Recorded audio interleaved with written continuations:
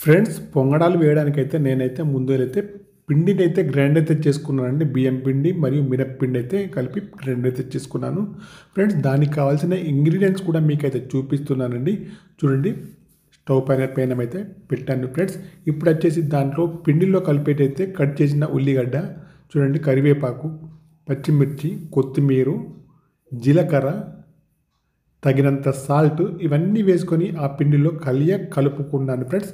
కలుపుకున్న తర్వాత అయితే పెనంలో ఆయిల్ అయితే పోసాను. చూడండి ఆ హోల్స్లలో అన్నిట్లలో ఆయిల్ అయితే పోసాను. పోసిన తర్వాత పిండిని అయితే ఆ హోల్స్లో అయితే నేనైతే ఫిల్అప్ అయితే చేశాను ఫ్రెండ్స్. ఫిల్అప్ చేసిన తర్వాత స్టవ్ని అయితే మీడియం ఫ్లేమ్లో అయితే పెట్టాను ఫ్రెండ్స్. పెట్టిన తర్వాత అయితే వాటిని అయితే తిప్పి అయితే వేసుకున్నాను ఫ్రెండ్స్. వేసుకొని మళ్ళీ కొద్దిగా మీడియంలో పెట్టాను ఫ్రెండ్స్.